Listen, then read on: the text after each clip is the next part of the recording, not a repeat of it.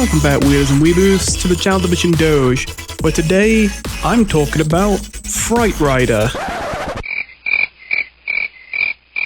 Oh, brother, this guy stinks! Oh my god, bro. Oh, hell. All you ever do is complain. Yeah. A deeply unpopular Skylander, or at least that's the reputation he has, though then again, when you find someone who likes Fright Rider, they seem to be pretty devoted defenders. For as bad as the reputation of this character is, I guess you might be able to say it's making a bit of a comeback. At least it seems that way, in that before I heard nothing but bad about Fright Rider whenever I heard about them, but actually going out of my way to look for some examples of this before making this video, I realized that recently there's been a lot more good talk about him. I feel like I'm the only one who's kind of a bit more in the middle with this take, but yeah, it seems that this character is just the Skylanders equivalent of just marmalade. Oops! Wait, hang on a minute, I think I hate this character now. No, but seriously, I have always felt that Fright Rider is a really cool concept. I like his character design. I'm kind of surprised a lot of people consider him to be one of the ugliest Skylanders of all time, because I really do like the way he looks. I think it's one of the standout features of the character. I just can't really go all in on saying I love him, because I can't deny, I'm not entirely sure, but I'm guessing a lot of the hate comes from the fact that I really do think, as cool as the concepts are, the execution here is pretty poor. Ultimately, I've already mentioned before, I am a gigantic giant simp. I love just about every Skylander and Giants. For that very reason, of course I like Fright Rider. I do think that Fright Rider is one of the worst Skylanders in that game. It's just that game is packed with so many Skylanders I love that even that doesn't mean that I dislike them. I'll make this very quick as well, but I have to quickly throw in here some apologies for the quietness on this channel. Way too much to really get into now, but just generally, I have not been in a very uplifting mood and I've not been very inspired to make videos. But, well, I'm trying to break that right now, so hopefully you enjoy. So, first order of business on the Fright Rider Defense Force checklist is to talk a little bit about his character design, something I've already kind of hinted. I really like, and I genuinely can't tell if it's just me, like, genuinely, I know there's a lot of people that like to talk character design when it comes to Skylanders, but I do think that Fright Rider is among some of the best in the series, which I'm guessing I'm alone on that opinion. I'm not gonna lie, I never even really fell in love with the gameplay of the character. I'll admit, I didn't really like playing him that much, but I still very much appreciated just how creative their design was. And you might say, oh, what's so creative about it? It's just a guy with a spear or whatever. But I feel like to pretend that Fright Rider isn't quite innovative and creative, you kind of have to go out of your way to ignore and obfuscate little bits of creative genius in what is a, yes, admittedly, relatively simple archetype. Obviously, the idea is he's supposed to be like an ex-knight, so he's a jousting guy, and of course, usually you'd ride a horse, but I guess he was feeling a little quirky with it, and he decided that he would like to ride an ostrich instead. Oh yeah, and he's in the undead element, so they're both dead.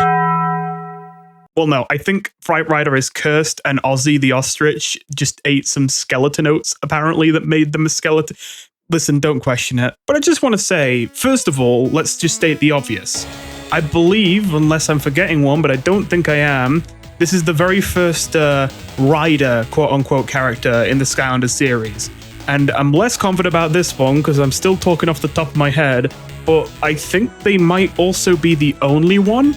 I can't think of another Skylander off the top of my head that rides another creature, you know, whatever it may be. I don't know, the closest thing I can think right now is Rocky Roll, which isn't really what I'm talking about. So yeah, Fright Rider's got that going for him, but of course if I just had that to say, I wouldn't even bother arguing. It's a bit of a weak argument. But I want to go a bit further. Let's say you want to do a rider Skylander. First of all, undead is an interesting element to pick to do a rider Skylander. You would think life, or maybe earth, or something like that. I don't know, kind of depends on what the animal is. I mean, hey, it could be water even if it was like a whale or something. Hi there. Or a dolphin or whatever. Hi there. But undead is a bit of an interesting one to pick for your first rider Skylander. What I particularly appreciate though, is when I think, okay, I'm going to make a rider Skylander and it's going to be in the undead element. If we forget that Fright Rider exists for a moment, the kind of thing you picture would probably be some just Headless Horseman ripoff, right? You'd expect some generic spooky guy, maybe with a pumpkin head, that's riding some spooky skeleton horse. And don't get me wrong, maybe that would look cool, but that would be very derivative. And that's just what I have to appreciate about Fright Rider. Not only that they decided to do a new concept with a rider Skylander, not only that they decided to do it in a very unexpected element, undead, but even in this unique circumstance, they didn't go for the low-hanging fruit and just make a generic headless horseman. They went out of their way to get a bit freaky with it and pick an ostrich as the thing for him to ride. And then they even took that a step further and made the fact they're an ostrich actually affect their gameplay and their kit. Combine that with, in my opinion, a pretty interesting color palette. It's not my favorite combination of colors, but it's just quite striking and not very common to see these blacks, reds, and blues together, especially with these bone grays all over the place. And I don't know, what can I say? I just really like him. I probably would have had a very negative impression of him to start, given his gameplay, if it weren't for the fact that I was so sold on the design. Either way, I think that's about as much as I can squeeze out of pure appearances. Let's get into the actual meat of things. Just quickly to catch up anyone who is way behind on this, or just never owned Fright Rider and never looked up what he does. His moveset is relatively simple, honestly. His primary attack is a basic melee, his secondary attack is a charge, and the only real interesting thing he's got going on is his tertiary attack, where his trusty skeleton ostrich Ozzy will bury their head under the ground and start digging around. During this time, Fright Rider and the body of Ozzy will be stuck wherever you were standing when you started this attack, and you'll be steering the head that's obviously moving around underground. Once you feel like you've dug far enough, you can release the button, and Ozzy and Fright Rider will be sucked underground along the path that you drew relatively quickly, becoming temporarily invincible, until they eventually pop out the other end of the tunnel, dealing damage to any enemies nearby. The only other thing really worth noting about his base moveset is, like most melees, it's not just the same hit every time you hit the button. For just pressing the melee button twice, you get 2 consecutive hits.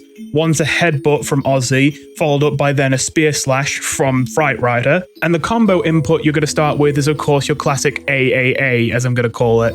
Yes, I know the buttons can be different depending on which game you're playing and what console. I'm just going to call it AAA for the primary attack, AAB for the secondary attack combo, and AAC for the tertiary attack combo to keep it simple, even if that's not actually the button on your console or whatever. Either way, when you perform the 3-hit AAA combo, Ozzy for the final hit will bury their head underground and have it immediately pop out in front of you, knocking enemies into the air in games beyond Giants. Of course, back in Giants that wasn't a mechanic, so it just does decent damage. That's essentially the gist of their moveset. Of course, in Swap Force and Beyond, he was improved a little bit by the fact that, as I already mentioned, that was the game to introduce the mechanic where some attacks could launch enemies into the air, not only stunning them, but also massively increasing your chance to land critical hits if you hit them while they're in the middle of the air, or sometimes giving you the opportunity to insta-kill enemies by simply knocking them into the void below. Though then again, maybe I shouldn't say Swap Force and Beyond, because while these changes certainly help Fright Rider and Swap Force, I don't believe, as far as I can tell, he got any changes in Trap Team, Superchargers, or Imaginators, not even numbers tweaks.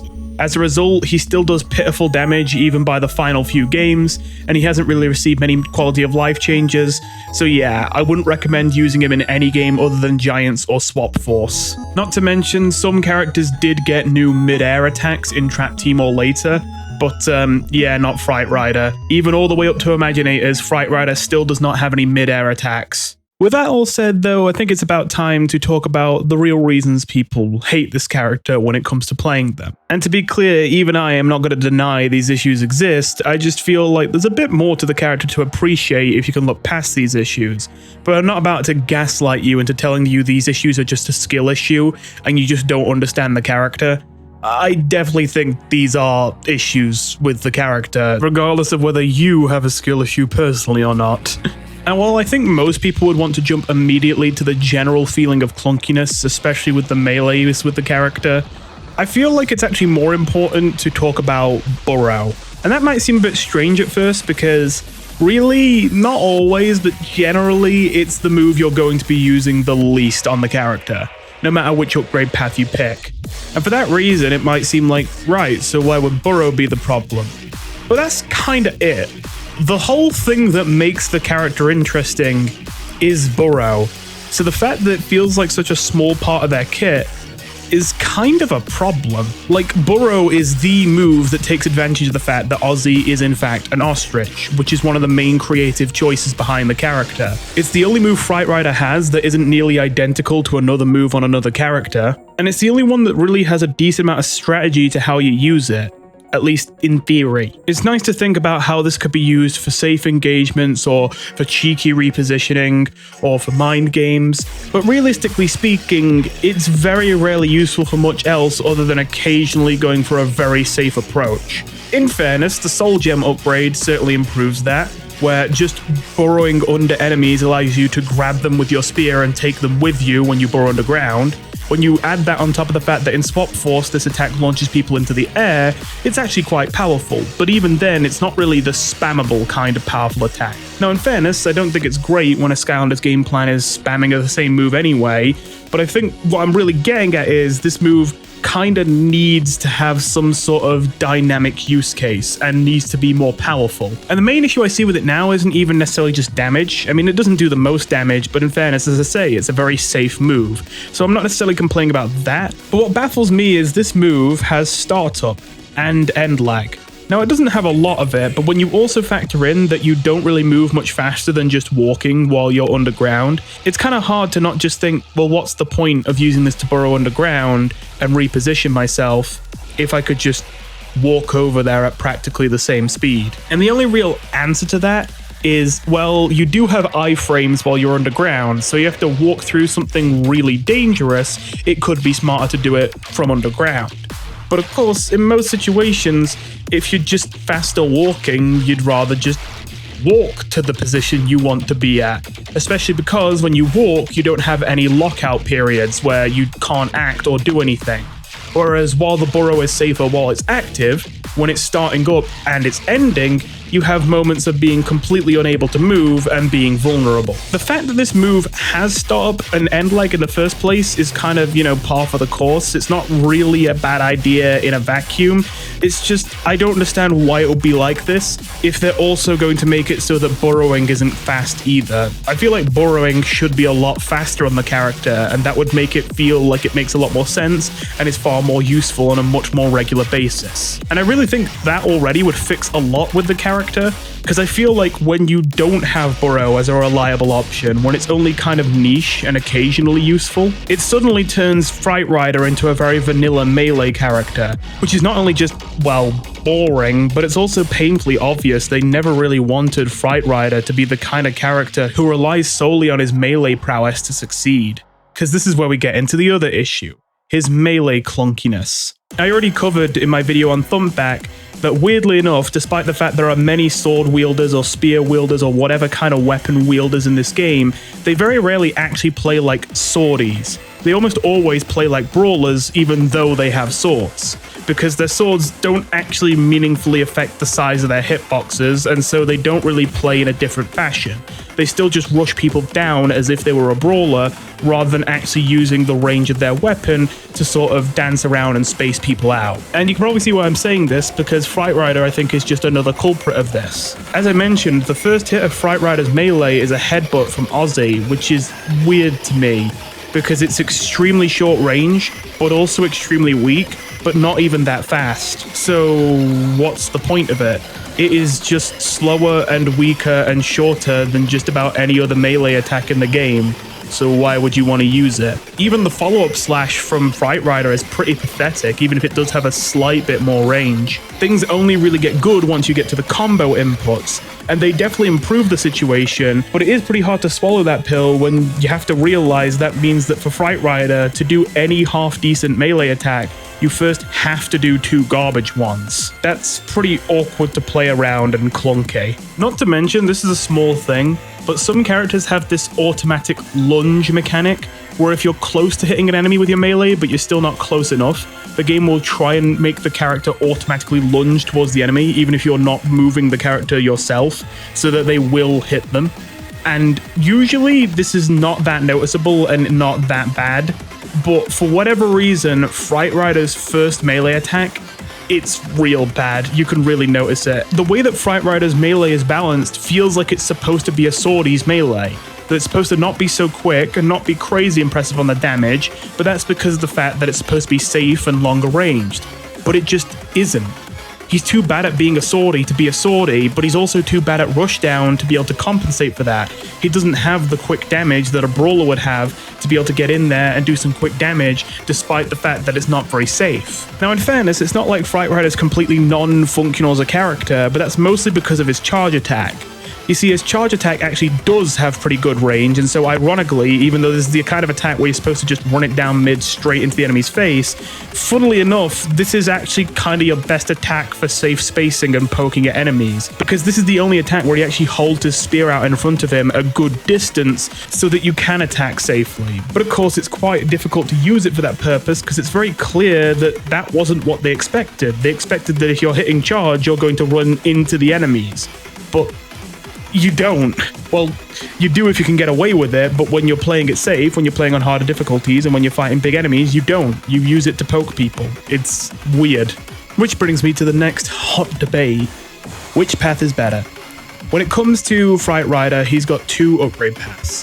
One which improves his charge, and one which improves his melee.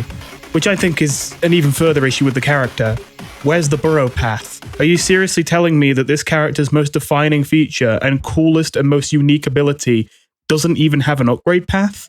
The Soul Gem is the only upgrade in the game beyond the one that even just unlocks the move that exists for Burrow. What the hell? They don't do this all too often, but I do notice there's a couple times they make a Skylander who by far their most unique and defining move is their like third attack.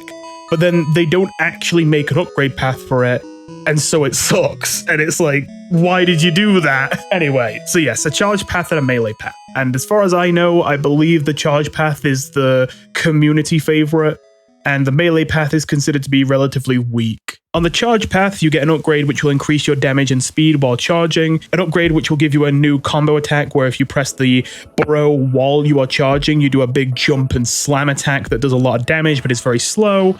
And finally, there is an upgrade where if you press your melee while you are charging, you will do a spear spin mid-charge and keep moving, which doesn't do a whole lot of damage but has a relatively large AoE and is very quick to act and very easy to do. Meanwhile, on the melee path, you can unlock a brand new charge attack for your melee, you can unlock your 3 combo attacks, and of course, you can get some bog standard extra damage on your melee attacks. The charge up attack option is visually one of the coolest and most satisfying abilities that Fright Rider has, but unfortunately, it's a bit difficult to find situations where it's practical. It's a little bit like your 3-hit combo, where Ozzy will burrow their head into the earth and then their head will pop back out for a big hit, except instead of it just being one head, a swarm of Ozzy heads will appear all around in front of you, doing multiple hits in rapid succession in a large area.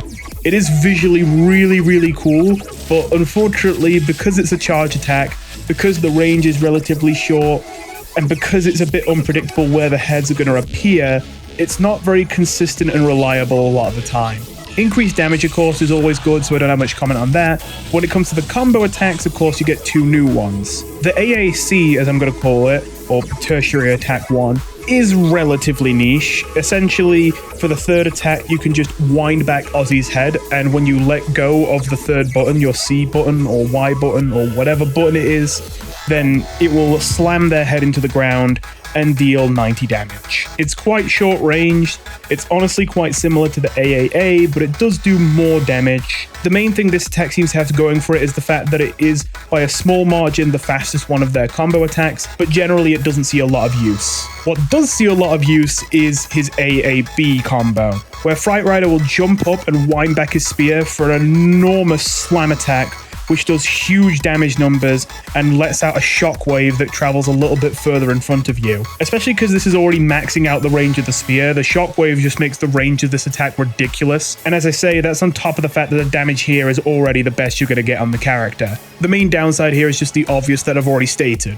It's slow. But if spaced properly and played patiently, it is a really powerful move. It's just, as I said, the 2 attacks preceding it that you have to do this combo attack don't have a lot of range. So if you are using this attack well, you're probably not landing hits from your AA before the third hit. Combine that with this move sometimes being a bit finicky about input windows, and it being a bit hard to stand still when Ozzy is trying to lunge forward when you do your AA before you do the combo, and spacing this correctly can be quite awkward and frustrating to do. But if you're able to do it, then it's genuinely not too bad. It just requires a bit of patience. Ultimately, having tried both of these paths, what do I think?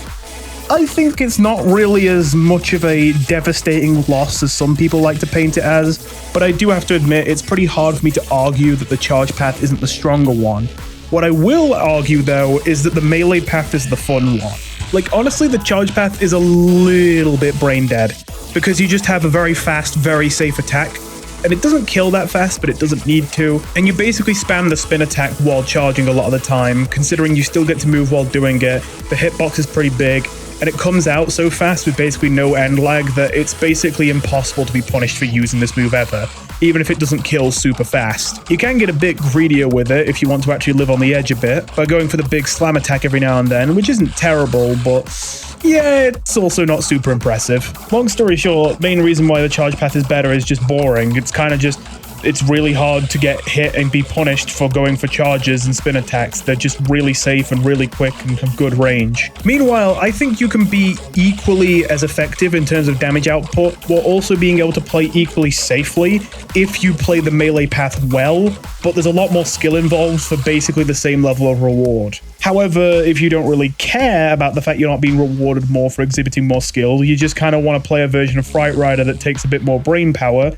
then go ahead and try the melee path. Again, as I say, I do think the melee path is viable. I don't think it's garbage. I just think it's quite awkward to get your head around, and it doesn't really give you more reward than playing well with the charge path, which is much easier. But it's certainly more fun in my eyes. It's safe to say that I see Fright Rider as a deeply flawed character, but I guess that's just never bothered me so much because, well, every Skylander is.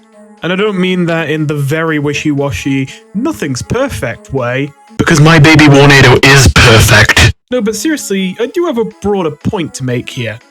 You're gonna have to bear with me a sec. Things are gonna get weird, I guess. But I genuinely think this is the best way I can put it. I'm not sure if you guys have ever thought this when you're watching my videos, but I feel like sometimes I sound like I am not the kind of guy who should have enjoyed Skylanders so much. I mean, it seems like every video I'm talking about how the characters are honestly kind of shallow even if I enjoy them anyway, and I wish there was more depth to their kit, and I see potential for this to be done or that to be done to make the combat more engaging. I talk about how the pace of the game is slower than I think most longtime fans would like it to be. And ultimately, while I still say these things because it is my genuine opinion, I'm obviously not an idiot. I know why things are the way they are in Skylanders, and that's because of two reasons. One, it's aimed at a younger demographic, so it's not trying to be very challenging or difficult. And two, it's no secret that Skylanders doesn't go deep with character design, it goes wide.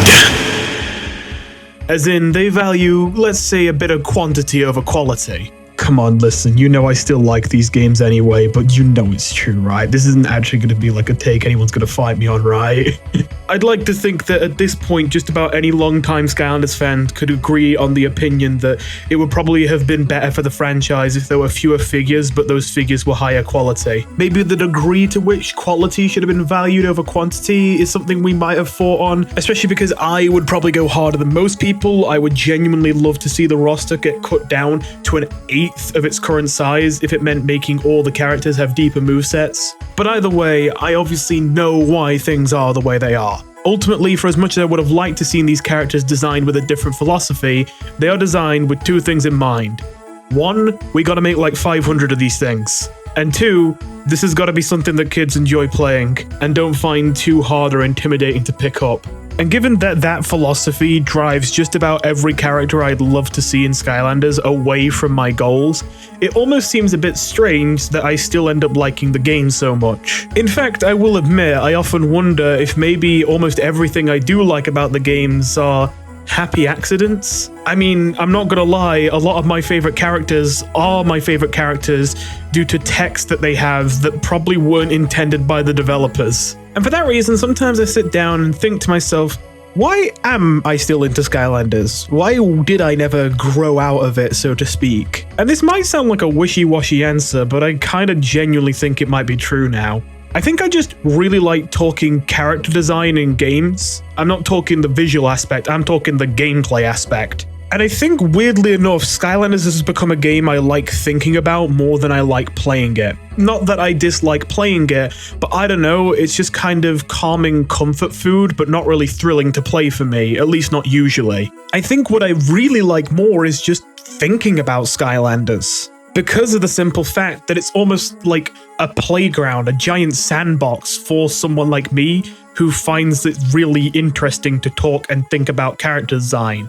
Because, I mean, they basically just made 5 million half-finished characters. Like, every character in Skylanders is a 3-button character with usually no more than 3 combo inputs. And from a design perspective, they can ship with glaring flaws or strange absences or unintentional effects, and it kind of just gets left like that forever. Occasionally it might get changed in a future game, but not all too often. And I guess weirdly enough, that flaw itself is the very thing that makes me enjoy thinking about Skylanders.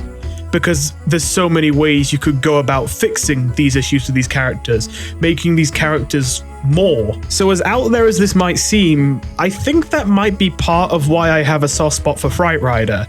I think if I'm completely honest with myself, on a pure gameplay perspective, yeah, he's kind of underwhelming. But a combination of my appreciation for the character design and concept, and just the vision I have for what you could do with this character to make him so much cooler. I don't know, man, I guess it endears me to the character and makes me want to see him do better, be more appreciated. With all that said, I'm thinking of keeping this video a little bit on the shorter side, at least by my standards. So I might cut it off here, but I will let you know just before I go that I do have a concept for a complete rework of Fright Rider that would really add a lot of new abilities and content to the character and make for some much more skill-expressive gameplay. That being said, I really have a lot to get through here if I want to talk about this potential rework, so it's something I'll probably save for a future video. With that being said, I hope you enjoyed watching this video, and I'll see you in the next one. Goodbye.